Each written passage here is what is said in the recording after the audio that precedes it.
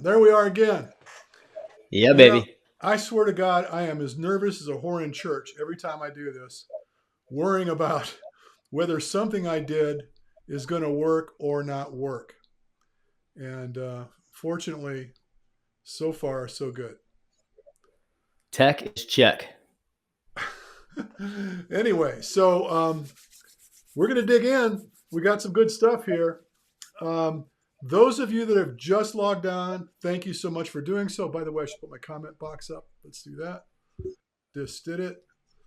Anyway, those of you that have logged on with us, we are going to share with you what we feel are our favorite speed workouts for running. And that's kind of a mixed bag, right, Blue? Oh yeah, all about the function you're looking for, the outcome you're looking for. That's Lots of right. I options mean, here. speed is got a lot of applications, right? So if you're trying to go very fast for a short distance versus sustaining speed for a longer distance, the approaches are very different, right? Yeah, 100%. I think we talked about this earlier that we really need to dive into why we're doing the workouts rather than just what they are, because there's lots of sexy workouts that we're going to cover, but you got to know Yeah, why you're doing them. and So so because you're a longtime student of some of the stuff I put out, where I think this needs to go first is, and I found myself caught up in this when I've written about it in the past, is that everybody wants to be a black belt. Nobody wants to go in and wear that white belt and then work their way up. They just want to go in there and start breaking boards and kicking ass, right? And they didn't realize that there's a little bit of, massaging that needs to occur in order to get to a place where you can break those boards and be that black belt, right? And so I once upon a time came up with a concept that I referred to as motor skill development drills. And this is you honing your capacity to produce maximum velocity. And the caveat to this being minus error. So, what I find and what I've found, I'm sure you've a million times you've been to the track doing workouts with people. People will think, okay, so he says, let's do multiple 400s and let's try to do them under, I'll just give you a number, let's say 115. Okay. So you're going hard, hard, hard, working your ass off to get that first one done. And then they're going to indicate to you what the recovery should look like. And usually it's a time based recovery. So they'll say, okay, we're going to take like a minute and then we're going to do it again. And then we're going to do it again. And all you see over time is a regression in your ability to produce the speed and an increase in your fatigue levels. So it's really futile that you're thinking that you're trying to do a speed workout where in fact you're just taking a beating. And you might be old enough to remember this, but my brother quotes this guy all the time. He talks about Scott Ledoux. Do you remember Scott Ledoux, the boxer? I don't know. Scott Ledoux was the warm-up guy for Muhammad Ali. And Scott Ledoux would get in the ring and just take a pounding, right?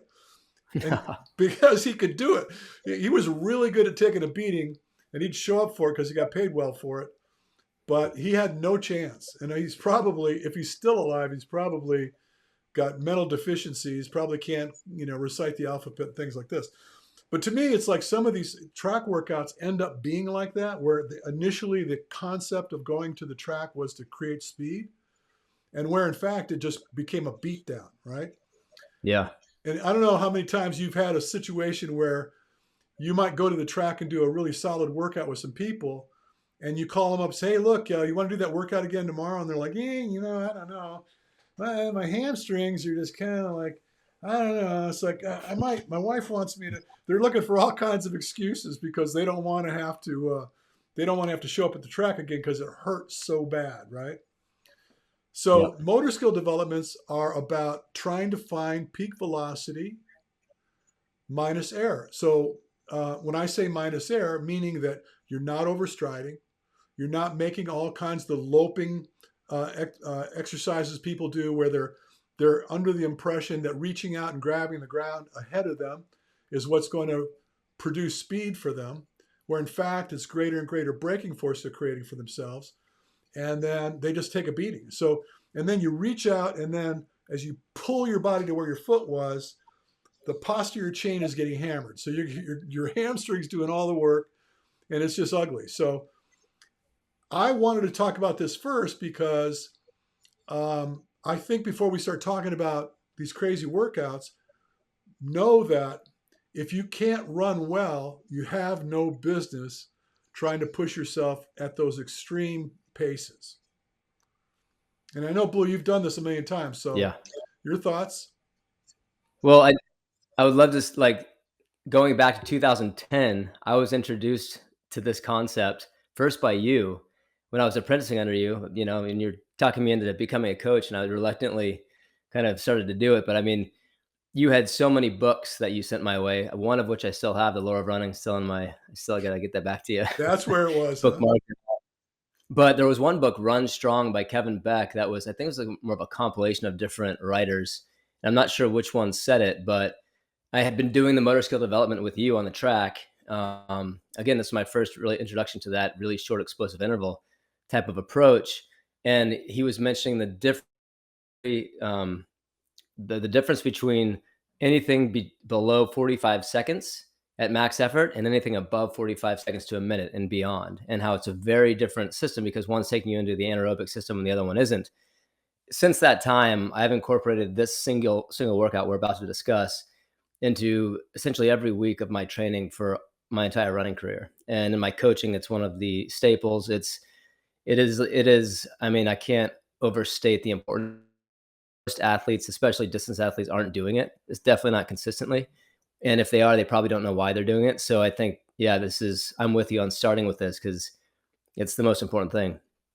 Well, since you kind of teased us with your important workout, let's go with it. What is it? So, staying below anything, if you're going to talk about distance, I usually pick between 100 and 200 meters, usually on the lower side. It's pretty rare that I'll even think about going up to 200. Sometimes I guess if you were thinking on the road and you were just doing it by time, 15, 20 seconds, then you're more about 150 meters, depending on the athlete.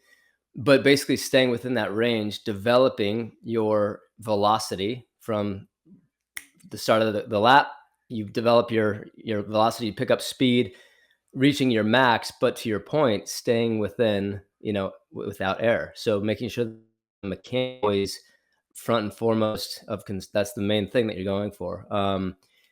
Sprinting being the opposite, where you're going all out no matter what you have to do to get point A to point B. We're not actually doing that. We're actually progressing into max velocity over that duration.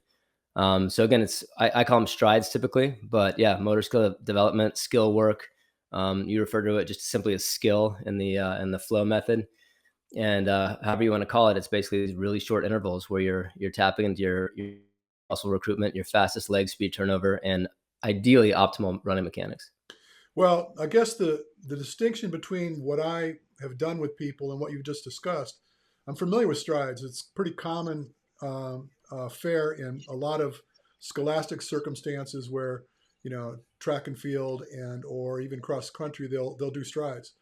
And the difference is the indiscriminate approach to speed is where I kind of draw the line, because what I try to do is generate speed to a point where you're no longer able to maintain the things that you're trying to hold on to, which is a good ground contact, which we spoke of last time we did this show. Sticking the landing, I spoke about that, but also the timing. So frequency is important. So even though, now, for example, if you were going to run a 200 for time, your cadence is probably going to go through the roof, because you're not going to be worried about the cost of the work, because by the time, if you ran the 200 and I said, look, carry for 300, you wouldn't have that extra 100 because the intensity was so great that by the time you got to 250, the lactate production would just really start taking you out. And so the thing that I try to do, and across the board for various distances, is that try to own good frequency. So stay at about 180 steps per minute and see if you can expand your speed and your stride behind you. So you're moving and you're covering more ground relative to the same frequency. Now, I'm not suggesting you can never go above that 180. I'm just suggesting that it should be your base. It should be kind of where you hang out, especially for longer events. You want to be able to create as much speed and minimize the cost of work. So the leg turnover becomes critical because the greater leg turnover, the more lactate production, the greater chance you have of getting caught up in it. So since you brought that up, let's just put this bad boy up.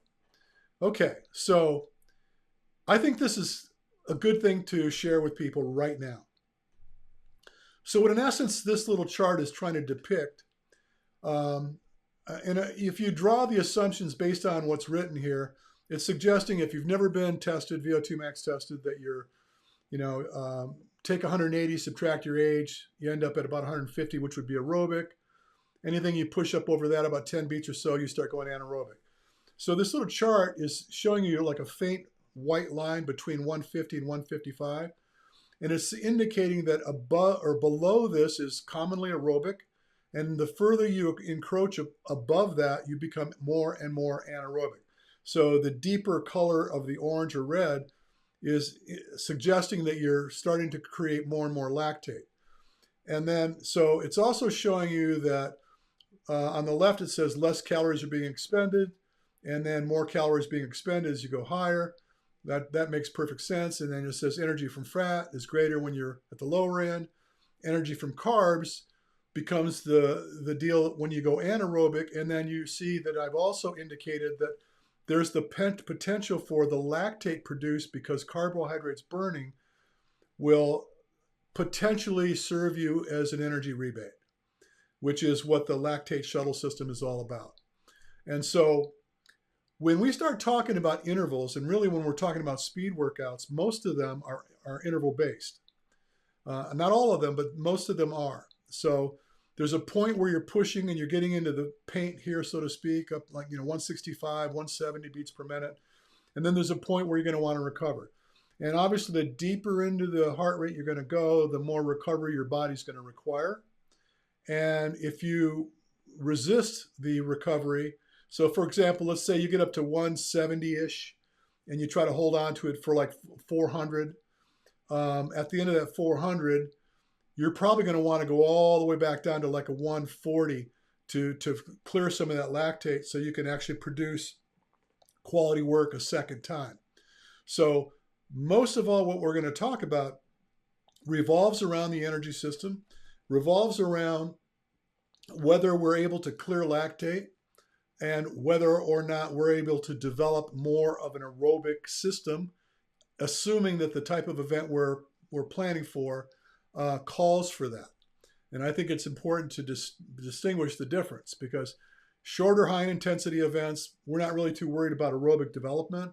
We're more worried about lactate tolerance and or the ability to make friends with that acidic nature that comes with the lactate. So that's a lot of gobbledygook, I get it. But a couple things. I want to share I got to share this with you because this is a blast from the past, okay? Since we're talking about heart rate and we're talking about VO2 testing and understanding how the energy system works, check this out. This is going to be fun for you. Why do you feel it's so important for an athlete to monitor their heart rate? Well, when you think about all the different ways you can determine how things are going with your body or your progress with your training, traditionally we use distance, time. Those variables have nothing to do with what's happening with your body. Heart rate is speaking of how your body is reacting to the work you're doing. So there's really nothing more definitive than heart rate in respect to how you're training. VO2 max is essentially the maximum amount of oxygen your body can process relative to your mass in kilos per minute. If you have a really high VO2 score, that means your body is processing oxygen very well. So what this means is that someone that can process a lot of oxygen is going to do a better job accessing fat stores for energy. Think of your body like a vessel. oxygen coming in, carbon dioxide being produced. So there's a conflict for space. As the CO2 is being developed, it begins to push away the oxygen intake. So when the CO2 begins to win that conflict for space, you go anaerobic, which means in the absence of oxygen. And what that does is shifts you into your sugar stores for energy. The problem with this is that when your body is shifted exclusively into sugar stores, that sugar storage is very limiting. You don't store nearly as much energy from sugar as your body does from fat.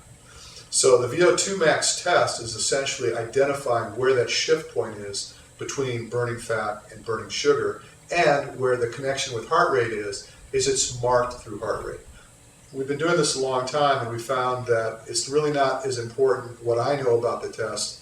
It's far more important what I can get you to understand about the information we've given you.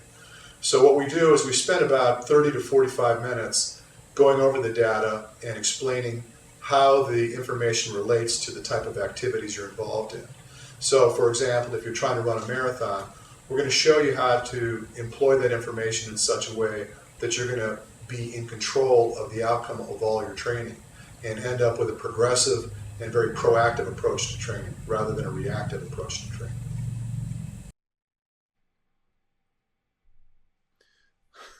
Well, how many Blast years from ago the was past. that? Was that like, that's got to be like 12 years ago or something? Yeah, that was 2010. So 13 years yeah, ago. that was right around the time. Like that was the beginning. That was I was a baby in progression. You know, it's looking at myself, looking at my body, remembering how I get my stride. It was like that's when things just started to click, and then for the next 10 years, it was like, you know, got better and better. You know what's funny is like two things. One, clearly I looked younger then. You know, you're seeing a whole lot more of the surface of the moon opposed to what was this case earlier. But I also had the comment that I made about we've been doing this a very long time. And that was 13 years ago. Yeah. So we've been doing this a And you very, had very done long so time. many tests when I met you. You know, my Yeah, wife I always mean, gives me crap. She goes, "You told people that you've been doing this for 20 years. You were talking about that 10 years ago." You know, so it's been a long yeah. ride. Anyway, I thought you'd get a kick out of that, and it's kind of I think it fills in blanks for some people just to get them a sense of identifying the energy system. How does it shift? How does it ebb and flow? And how to master the outcome based on what you're trying to achieve. Now, in that case, we were speaking of a marathon. And back then, that was, by the way, people that don't know you, let me just share with them. You blew an 85 VO2 score, which is still probably the highest VO2 score I have conducted in my 30 odd years of having done tests. So it's no Which, joke. But interestingly, though, remember my marathon time was not reflective. And going back to the whole skill part of things, you know, like I was basically not, I wasn't, I had the natural VO2, and I was training really hard at the time when I met you, but I definitely did not have the mechanical aspect figured out. well, and so there you go. It's not just about the engine. It's about the drivetrain. How well do you mechanize that engine? How well can you perform with that big engine? So it gets down to skill, how well you can move through space, how efficiently you can move through space. What's going on here? What just happened? You there? Yeah, I'm here. You got me? No, yeah. For some reason, it said continue without Richard Diaz. Whatever. Maybe I got fired. Yeah. Either way, if there was a Replay. hiccup, we'll post it. We'll get it up. Fix and This post. has happened to it before. Okay, so anyway, we're talking about the fact that what it costs you, your efficiency is really critically important, right? And then obviously, if you have a big engine, that's great. If you're blowing a 50 today, you're not going to blow an 85 ever. That's not going to happen. So genetics plays a big deal here, or plays a big part in this. But anyway, so let's talk about the workouts. Now I have some workouts I want to share, but I'm really kind of curious to hear what you came up with, since I haven't asked, right? Yeah. I mean, some of my favorite workouts, and it's funny because talking about the function and even just the philosophy, we're both fans of Bruce Lee. We've talked about this before, but this, and crazy thing about him was how young he was when he landed on so many of his philosophies. But this concept of, the way of anything, the way of Jeet Kune Do, all of his practice was always, it was ultimately about having no way, the way of no way. Basically, Right. just having no method is the ultimate method. And I feel like the whole flow method, which we've been going to recently, and which you came up with, is sort of like the running version of that to me, and it changes the way you think about speed workouts. So this conversation is interesting because I look at it in two ways. It's the traditional workouts, and so many of which I love, which we'll talk about, and then the sort of graduation from that into the flow method, where I don't even really think about it in the same way anymore. But going back to my favorite workouts, a couple that are just standouts, speed and distance become one and the same in a specific phase of marathon training. So interesting. One of my favorites is 15-mile progression run, specifically starting at 85% marathon pace and going to 100% marathon pace in 15 miles, and then doing it again a second time the same day.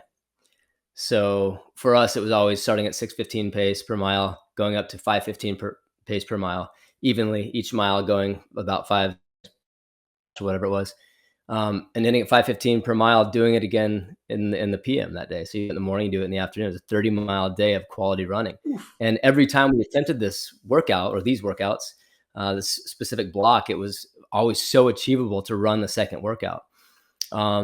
We had other versions of those specific and special blocks where we were doing 10K at 80%, followed by 10K at marathon pace or above, and then do that again. So you're just a 40K a day with 20K quality.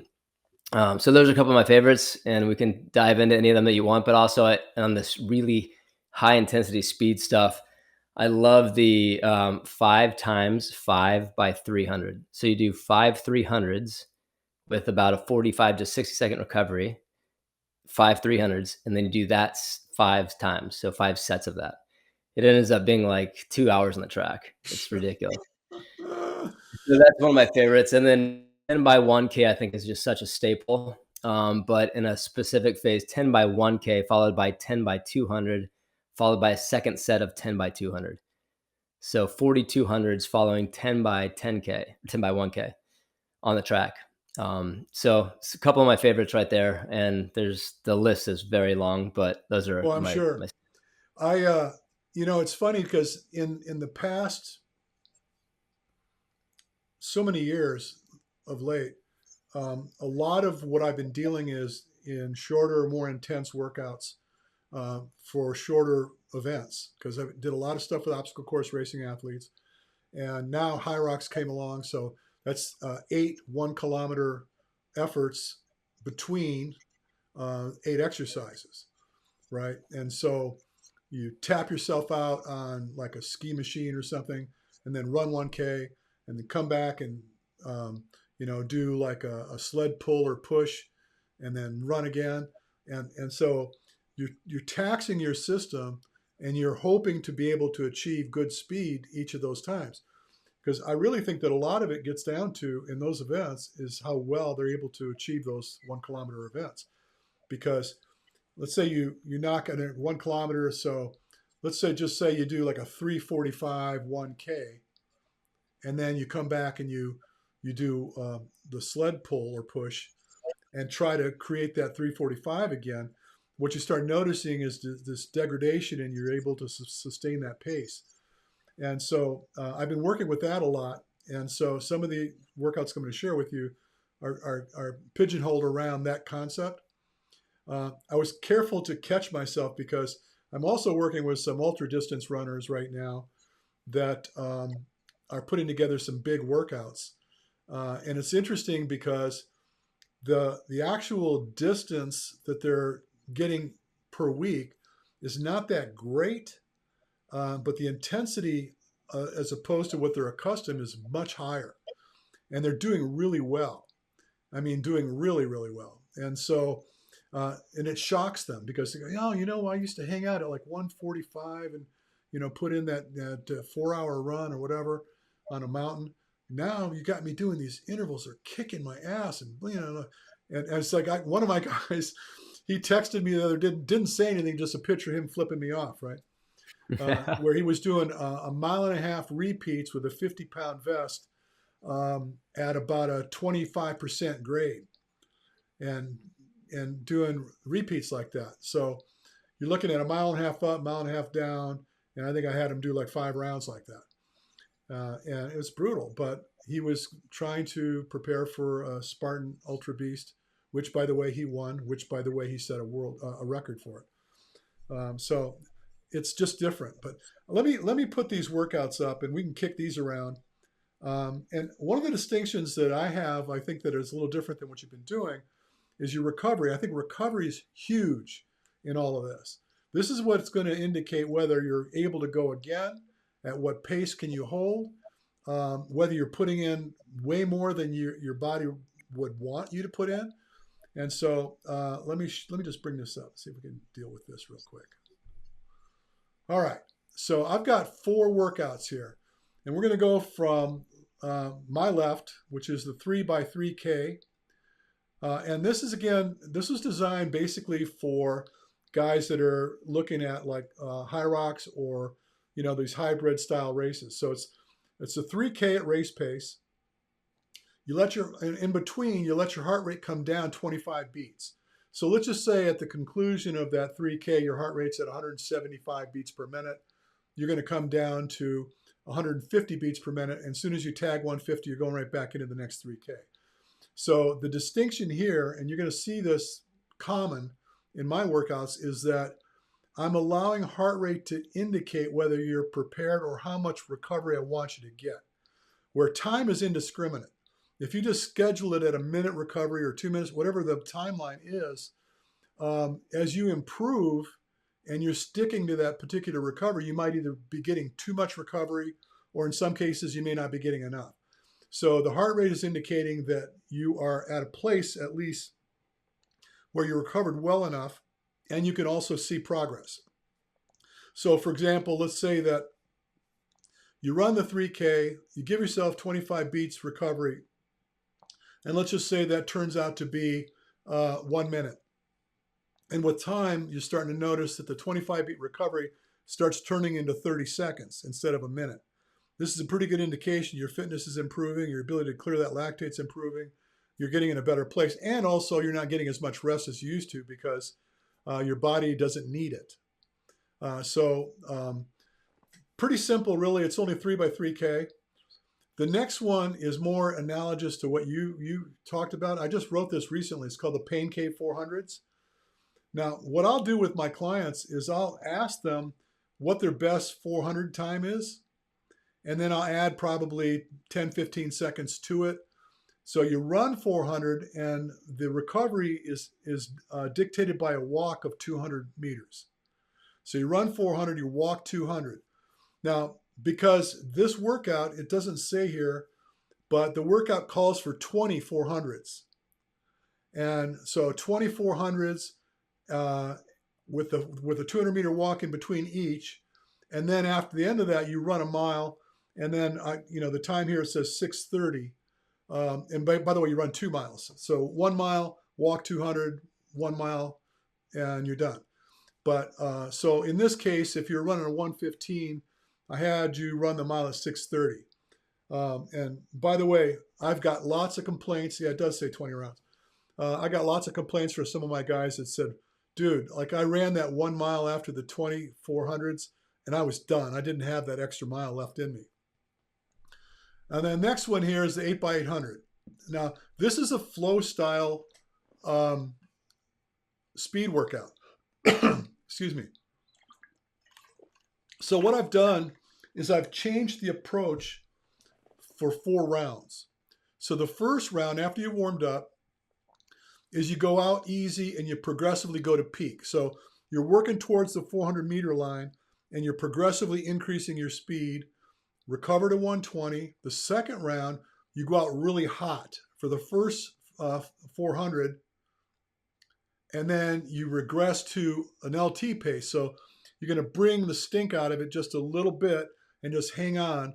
And then again, you recover for that final 200. And then round 3, you go out at LT pace, which is, a little kind of how you finished up on the round 2, for the first 400, and then you go hard for 200, then you back down to that LT piece again for the next final 200. Excuse me. Same recovery. And the final one, you just go out. You just go out as hard as you can for the full 800. And the reason I have them do this, by the way, it says you have a recovery pace for 10 minutes after that. The reason I have them do this is to get a better sense of what their pacing strategy might look like. Where can I put the hammer down? Is it easier for me if I go out easy and progressively go up? Is it easier for me if I go out hot and then just kind of rein back just a little bit to try to lose the herd, so to speak, trying to get rid of some of the guys that are normally you'd be chasing? And what's it going to feel like if you just go all the way out? And somewhere in between there, you're going to start finding what the strategy might be as you go into whatever event you're preparing for.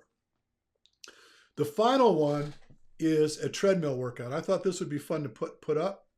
And incidentally, I'm going to have to share this. Oops, did I do it? Did I do it wrong? Do I have it? Okay, here we go.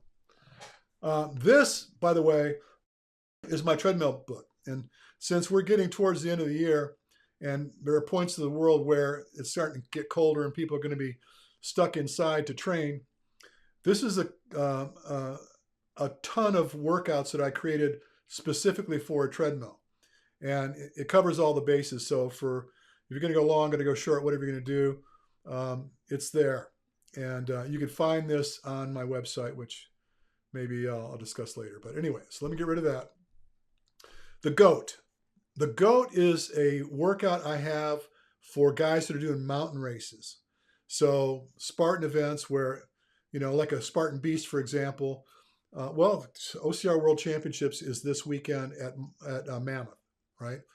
So I promise you what they're going to do is they're going to run straight up from about 6,000 to about 11,000 feet, come back down and probably dice the mountain up a couple different times so they finish up with about 13 miles and have some 32 obstacles tossed in the fray. So I like treadmills for mountain races because they're relentless. When you set the grade, it's your grade. You get up on some terrain and the terrain might give way. It's steep for a bit, settles down for a little bit, maybe flattens out. So it's very subject to the terrain. This is all about progression and greater intensity and trying to hang on as best you can. So the way this workout goes is you set the treadmill to a 6% grade for easy warm up. And whatever pace is easy for you for about 10 minutes. Then you increase the pace to only 6.5 miles per hour. And you're at that 6% grade still. You stay there for 10 minutes. Now, this is not as easy as it sounds for a lot of people. But once your 10 minutes is up, then you increase the elevation by 1% every minute until you fail. You don't increase the speed. You just continually increase the elevation by 1% grade every minute. Now, most treadmills will go to about 15% grade. And so what I'm suggesting here is when you fail or you achieve 15% grade, you bring the treadmill elevation back to 6% and you repeat the whole process again. And then once you've done 2 rounds, you recover to a forced march for about a 4% grade, just walking, because a lot of these races have you power walking. So now that you're pretty tired, having that brisk walk is not as easy as it sounds. And then you do a 10-minute cool down at 2% grade at that 6.5 miles per hour again. So that has been an interesting workout for a lot of people that have been doing it. And what I didn't say, and I think it's important to note, is that let's just say you only make it to 12% grade and then you fail. You come back down, you start again. If you need to, maybe you regress the speed by a half mile per hour increment and then try it again. So the idea is to see if you can get to 15. If you get to 15 at 6.5 twice, well, the only thing left to do is increase the speed to 7, right? But it's a brutal little workout, and it takes about 45 minutes to conduct it. Has anybody ever broken a treadmill doing this one? I think the treadmill's broken more people than Yeah. Yeah. Streaming error. I keep doing this streaming Yeah, error. that's a bear of a workout, man. Like you said, it's relentless with the treadmill. You don't get the break. No, I So know. I yeah, mean, as you know, my treadmill has a 28% grade.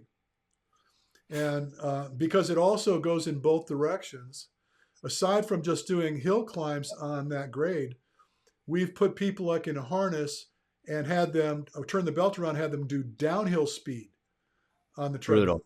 Yeah, it's It's awesome. just mean. Well, you put them in the harness so they can't fall and just do intervals. Just do 1 minute intervals at, 15 miles an hour on a downhill and, just go like hell. I got some pretty interesting video of people trying to do that. And So, I'm sure the harness is a necessary tool in that particular one. well, yeah, So there's I some don't, wipeout. I don't put anybody on the treadmill doing downhills without having No. a little safety Yeah. engaged. But Yeah. so we talked about some intervals, and really at the end of the day, in my mind, most speed workouts are a function of intervals. A little bit of recovery, and then progressively introducing more and more speed, reducing more recovery. But there's also maximum steady state lactate type workouts, which I think they fall into the category of speed, don't you think? Yeah. I mean, yeah. I think the entire anaerobic system, is basically covered in the speed terminology. Well, let's just say that that. Let's just say your threshold is 150 beats per minute, just hypothetical, but you've identified that your ability to sustain 165 for a mile, you can do it, right? So rather than worrying about what that threshold looks like, I'd be doing those repeats at that 165, and Yeah. or maybe trying to stretch that to see how much further you can do it. Yeah. I So- think there is a type of speed or a gear in the aerobic power range where it's below the threshold. But I think people tend to think of aerobic as easy or moderate. There's another gear there, especially as you get fit and closer to a race, whether you're a miler or a marathoner. When you get really fit, there's an aerobic gear that's fast as hell. And ultimately in the marathon, I mean, it's basically marathon pace becomes aerobic, right? So I mean, you're able to run 20 miles basically right below the threshold. Even this is what you see the Kenyans doing all the time, and then you can kick it for 10K in the end because you actually you have energy to spare. But I think that gear becomes faster and faster while still being aerobic. So I think that's it's a sort of moving target. As you get fitter and you go through a phase, your threshold creeps up a little bit, but really your paces at the different heart rates is increasing as you go if you're training properly. So I think that's interesting. People who train by pace, I feel like it's rather difficult to train by pace because you might not even really know if you're anaerobic or not, and therefore you don't really know what the outcome or if you're achieving the desired outcome per workout. Well, going back to the concept of flow training, I've seen people be anaerobic and be very successful anaerobic for long distances. Now, when you speak of the Kenyans, by the way, I wanted to say hello to Joshua real quick. He says it looks like it's been a weekly thing. What's next? I don't know what's next yet, Joshua, but we'll certainly let you know. I don't want to go here. I don't want to drop somebody's name, but I'm thinking of somebody that you know and I know that I found that his success at speed and sustainable speed was completely anaerobic, where that just basically throws the book out for most people's thinking about what they, developing this aerobic engine. They want their threshold to go way up, way up, way up. Now, Kenyans typically have very high aerobic metabolism anyway, and their strength to weight ratio and their a typical Kenyan elite runner is about 128 pounds and about 5'9", something like that, right? So they got these little sticks for legs, not little, long sticks for legs, short torso, little head. And I'm not trying to cast aspersions. I'm just saying this is basically the way they're designed. And they just their efficiency and the cost of work is so low, or the efficiency is high and the cost of work is so low that they can hang on to whatever. And like you suggested, they get close to the time to kick and they got that extra gear. So they're able to support that anaerobic metabolism for a good bit of time towards the end. So this is a very robust, energetic system that they're dealing with. Now, us mere mortals that grew up fat and sassy, we don't have the capacity to do that kind of thing. And a lot of people will find, I've seen a lot of times where I've tested people where their threshold was really terribly low, but their performance was off the charts. And how do you account for that? I'll give you a good example. It's kind of off point, but I'm going to give you the example anyway. The founder of spinning, Johnny G, who was a dear friend of mine, and I used to do testing on him all the time. He was famous for setting a record for the 24-hour qualifier for the race across America. Okay, he blew these guys out of the water on the 24-hour time trial. He was tested by another clinician that I know, and came up with, he goes, so your threshold's like 140. There's no way you're going to sustain effort for a great length of time over 140 beats per minute. Johnny told me, he goes, I don't understand this guy. This doesn't make any sense to me. He goes, after 12 hours at 160 beats per minute, I'm just starting to come to my own. I'm just starting to feel good. And then he's going to live at 160, 165 for another 12 hours. He goes, how do you account for that? And I think I'm the only person that stood up and said, you have an innate capacity to process that lactate and cause that lactate to become an asset rather than a liability. And your feeding strategies are probably on point, but collectively you're able to stay at that anaerobic environment and be happy as a clam. And this is where a lot of people get stuck, because they're thinking, oh, I got to put in that 10-week base training and keep my heart rate really low in order to achieve the outcomes that I'm hoping for. Well, if you have no base, clearly it's a good idea to develop it, but you don't need to dictate this restraint for that great length of time. And we talked about this in the last show where we talked about the concept of flow. Let's just say I'm planning to go out for, let's say 20 miles, a 20-mile time trial, right? I may fashion the 20-mile time trial where 50 to 60% of the time that you're in it, you're at kind of a high aerobic state where you're conserving the energy stores, but still able to produce a pretty good pace. And then somewhere along the way, you might start dropping the hammer and getting into your anaerobic metabolism. And if you've been training that way, you're going to find that you're going to have greater result, as opposed to being fearful of getting the heart rate too high and blowing up. So I guess you said it yourself. It's like, it comes down to understanding the way your energy system works. But like we talked about last go around, we talked about trust but verify.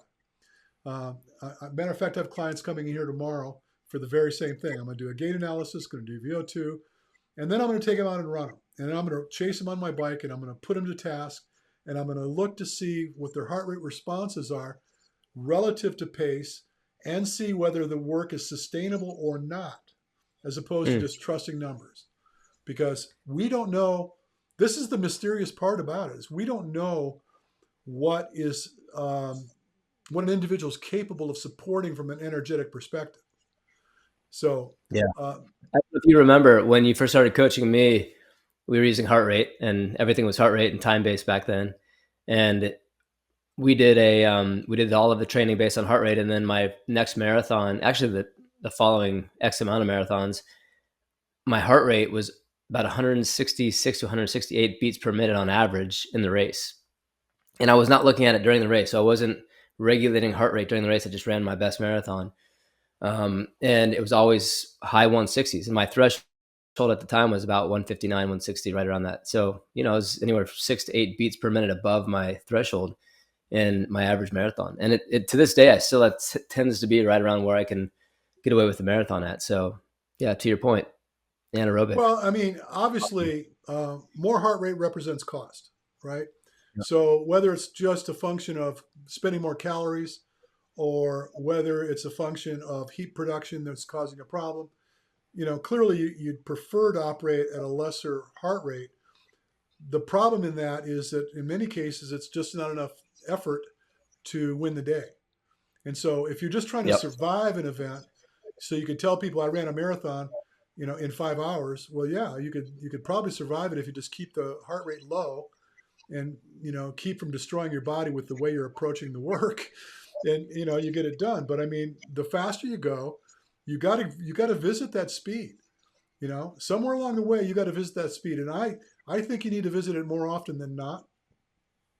When I have guys that are doing, I'm training a guy for the world's toughest mudder.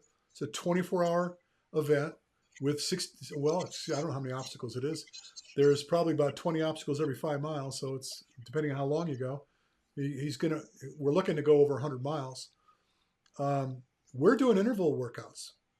I'm not dictating, look, keep your heart rate at 130 and, just go out for 7 hours and, come back after about 4 hours rest and do it again. That's not the way we're approaching this at all. Yeah. And a lot of people would have exception with that thinking. Last time he did the event, after I did a VO2 test on him, I told him, I said, this is going to sound really weird. You're going to think I'm crazy, but I think if you held about 170, you're going to be in a pretty good spot for this 24-hour event. He goes, you got to be kidding. I said, no. I said, I'm looking at the data. I think it's going to work. He ran, and it's funny because the top guy started dropping off as it got later into the evening, and he started showing up, right? And I think he got to like second place overall at about 75 miles, and he quit because his hip was bugging him a little bit. He was getting cold. He just said, screw it, I'm not doing this, and stopped. But he confessed to me the next day. He goes, you know what? My energy was on point. I felt really good. I felt strong. I just was done with it, right? And I didn't go in it to win this time. I was surprised I ended up where I did. This time is going to be different, but we're going to I said, you know what? Just to be safe, let's cut it back to about 160 beats per minute, right? And which is still pretty freaking high for a 24-hour event, right? Yeah. But again, wow. This is somebody tapping into the energy stores that may not be available to a lot of people, just based on the approach in the training. Yeah, and I think maybe we could talk about what you're looking for in the speed workout specifically as you go through different phases. We talked about it a little bit. The last show was just kind of how you were organizing the work, and doing these back-to-back long runs. But when I was doing Canovian methods, we were doing a lot of what do you call it, the funnel training, where you basically, the speed workouts get longer as you go through the cycle, but the intensity comes down as you go. And in the long runs, the intensity goes up coming from the aerobic side, and then the duration starts long, but then you basically just bring the intensity up in the long run. So by the time you get to the sharpening phase, they're one and the same. The speed workout and the long run are essentially built exactly the same way. It's just a lot of very specific pace at a very long distance. So, yeah, I don't know if you want to talk about, in the early phases. When we talk about coaching, it's not a one size fits all kind of mentality. Different people respond to different stimulus. And so what I try to do is, because I'm collecting information from my clients, I'm looking at the data. So I might be firing for effect. I might say, you know what, I'm going to throw this at you and just see how that individual fares. And if it goes well, I might think, well, you know what, let's see if we can put a little more stink on it. Let's see what happens then. And then, based on the progression, regression, just how much I look at training stress scores. So, it's just really starting to amp up, starting to get a lot of work done. Might have to regress for a bit and then come at it again and see after the regression whether we see more progression the next time around.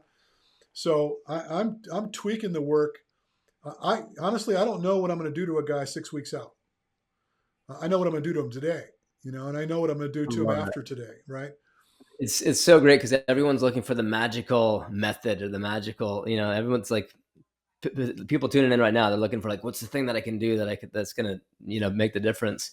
But to your point, it's like, it's doing it for the effect. It's like some of the workouts you're throwing out are just to like just to get it could be a mental stimulus you're looking for. So yeah, there's no like perfect Well, method out there. and also, the mental stimulus, like you're talking about, it's a function of taking somebody out of their comfort zone, and they might not have ever tried this, but they found out not only did they do it, but they were successful.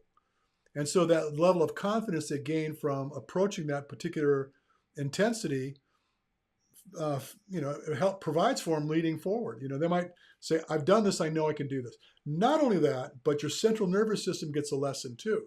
And this is critical because aside from your mojo, you're just trying to think, I'm okay or I'm not okay. Your central nervous system is paying attention very critically to how you're approaching this work. And it may shut you down, and or because you succeeded, it may give you a hall pass. So the next time you go at that workout, your brain remembers it and says, you know what, he didn't die. We can do this again. And all of a sudden, now you're leveling up. Your ability to produce work is improving. And it comes down to that too, by the way. We don't talk about that very much, but anybody that's a Tim Noakes fan, go back and look at his theories on the central governor theory, on how the central nervous system is basically in charge. And, it's really hard to refute that. So getting too hot, your brain steps in. Intensity goes too out of whack and your brain doesn't like it, shuts you down. So you have to earn your way. And so you have to challenge yourself now and then. And so these speed workouts are a function of learning as well. You might find out, well, I tried that, and if I go there, it's going to be a problem. Or, I don't need to go there because this is going to suffice. I mean, yeah, I think we touched on the importance of the mechanical aspect and short explosive speed sessions being skill work. And that's something that, I don't know if we talked about it, but that's something that would always be present. And I think you mentioned intervals, and you said that a few times, of basically looking at all speed workouts or anaerobic workouts as intervals of some sort, which you're basically visiting that intensity to the extent that you can, and then you're coming out of it for as long as you need to. And I think a good coach is basically giving workouts that are challenging the athlete, and then, they're pushing them beyond what, they think they could do, but they're actually achievable. So, if you have a coach that prescribes a 10K really fast early in training and it's just too much for the athlete's going to have to break it apart anyway to even get the work done. So I think this is kind of one of those things that takes care of itself. You can have the gnarliest training program out there, but essentially if the athlete can't do the 10K at the prescribed pace, he's going to have to either break it up or quit the workout. So I think, I think no matter what, however your program's designed, if you're following a regular program or something like that, it's going to take care of itself. If anything, just doing some of it is better than doing none of it, right? I think a lot of people just end up not doing, if they miss their speed workout or it didn't go how it was planned, they don't do anything to the next week. And sometimes there's multiple weeks go by where they don't get any sort of anaerobic conditioning. And I've been guilty of that myself. And sometimes when you've been away from it for a long time, it just seems scary and you just don't want to go there. And you're like, yeah, but you hear a lot of this messaging like, oh yeah, the aerobic base pace is, run fast or run slow. But yeah, I think the big takeaway for me is like, it's the anaerobic work, which you call the dark side in your Training the Dark Side book, it's the dark side because it sucks, and I think the more you do that type of stuff, the more of a relationship you have with it. But I mean, I guess it gets to a point where as an athlete, you kind of go after that suck. You go after, like, look at David Goggins. Like, he just like loves, it's like the epitome of go after the pain. And I think for myself, I've been everywhere from super lazy on that scale to like super give me more. I can't get enough, 110 miles a week of just pure intensity. But one thing I noticed for myself is the more you do it, the easier it is to do more of it. So my big advice to everybody would be like, just do more anaerobic work because it's going to improve your aerobic. We talked about this last show on the run flow stuff. It's like, it's going to improve your aerobic as well. But if anything, you probably need more of it than you think you do. You're not going to improve your fitness if you just lay down and go long and slow. And I really take exception to these guys that are, trying to sell the concept of zone 2 training and just always, really zone 2. I don't know, man. I just don't think you're going to win races like that. You're always going to get that outlier that pulls it off and, they're going to bang their chest and tell you they did it and blah, blah, blah. But collectively, I think that having command of the entire spectrum of offering that your energy system provides is the trick. That's what makes a difference. With all that, we've been going here for about almost an hour, so I say we put a fork in it. To Joshua, I don't know if you're still here, but I appreciate you being here. I don't know what we're going to talk about next week. How about what we put in our bodies? Coffee? Performance nutrition, coffee, all of the things that go in. And Whiskey? how important is it? Cigars. All right. Well, look, Blue, thank you so much for hanging out with me. Blue, how do people find? Give me a website for people. You got something, right? I have bluebenedum.com. It's my name.com. And also we have atomicheadquarters.com for all of our audio guided runs. We have audio guided runs on Spotify under What Atomic is it? Headquarters. Atomic Headquarters. Yep, that's it. We have a Spotify channel. We have a whole group of run flow workouts, speed workouts, even some easy runs, which might surprise you. But yeah, they're all played to music, and you have a coached experience all the way through. So you have, coach in your ear taking you through the entire workout. AtomicHeadquarters.com. And since we're doing the plug, let's do another one. Let's just, because somebody might want to find that little book. There it goes. Let me make it just a little smaller than yours. I'm going to get the treadmill one. I mean, I live in Southern California, so I don't really need the treadmill stuff, but maybe I should get that one. But definitely training the dark side. You realize I coach internationally, right? So I got people that live in all kinds of environments. I've got a client that I been working with for years. She's in Zimbabwe, and she lives at elevation. So everything she does is either 4,500 to 8,000, some kind of climbing she has to do. I have a client in the Middle East. It's like 90,000 degrees all the time, flat, hot sand, right? And I've worked with guys that the wintertime in Canada, right about now until May, is snow up to your hips, right? He can't run outside. And he's, training for 50-kilometer events. We spend the entire winter on a treadmill, which has got to suck, right? And I'd be the first one to admit that trying to stay on a treadmill for longer than an hour is just brutal. And I have clients that do it.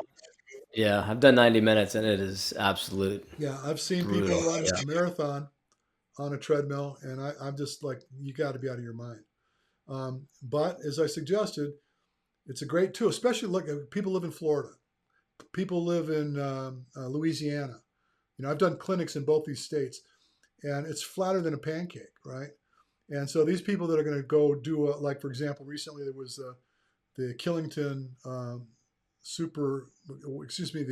Spartan Killington event, where there's a beast, ultra beasts, and whatever, climbing up a mountain, going up and down a ski slope. And, the only hill you have is the bump in your driveway, right? So absent the ability to go to some terrain like that, your only option really is to get on a treadmill, so. But anywho, Blue, it's awesome. We'll think about what we're going to do next. Appreciate everyone that took the time to listen. Those that haven't already done so, subscribe. Do I need to ask for that? It's like so overdone when people ask for that. But I appreciate it if they get it, so I'll take it. All right, Blue, we're out. All right, Richard. Thanks, man. Talk to you next time. Yep. Peace.